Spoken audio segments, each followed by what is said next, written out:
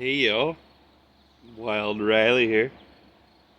Just checking on the old food forest. Here's kind of a panoramic view of the food forest. So it kind of creates this little moon shape. It creates a little kind of a lawn in here, and then a forest, and then another lawn, then an old willow tree. And right now, our struggle is Central Coast, lack of rain. Lack of rain.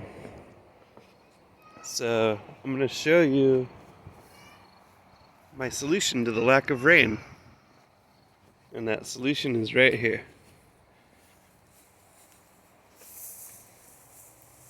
This is the gray water.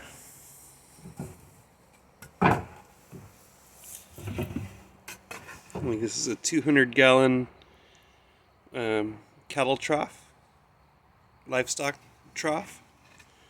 And I cover it to keep the sun from creating algae, creating also from it prevents like mice and lizards and things from falling in there and dying.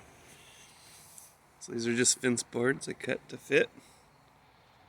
And so water comes out of the bathtub into here, and then down at the base of here there's a outlet that goes straight to a hose. And then the hose goes anywhere in the food forest we want. So right now the hose is feeding these pomegranates, because you know me and my pomegranates, I gotta grow them. And elderberry. So we got elderberry, pomegranate, every other one. So the last few days, once in the morning, once in the evening. So twice a day I move this hose. As we use water in the bathtub, the hose moves. And then we have these tubs. So what we're going to start doing is filling up the tub first, and it'll spill over into the garden. That way we have a second reserve of water that we can scoop out with a small pail and then water other things like that pomegranate, or that grape, or that plum tree, or that lavender, or that chard that's struggling, or any of these other plants. So we'll scoop out the water and move it over and kind of maximize our water usage.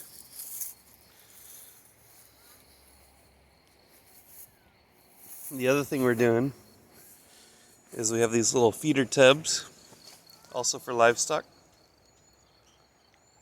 So there's our little pail, like a maybe 1.5, 2-gallon pail, whatever it is. And my plan is, you can kind of see that one underneath the artichoke.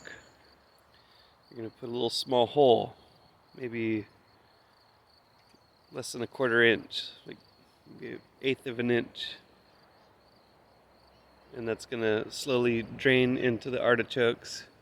So every day, the gray water can spill into this tub, or we can use municipal water and then fill this up until it spills over onto the grape and also onto the tree.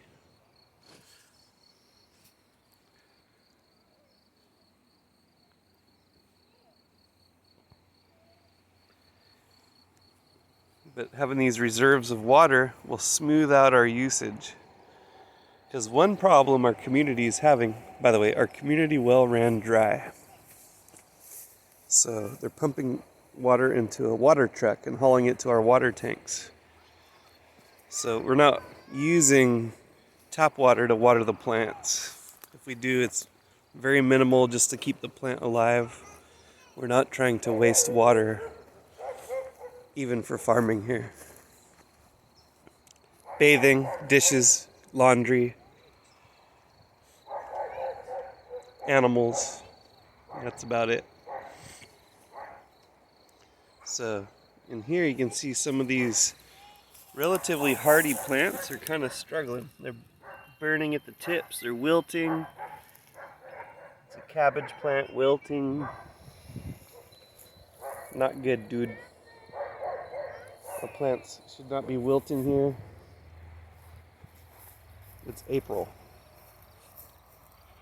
The soil should not be bone dry here. But they're stunted. They should be gigantic. A lot of them are stunted.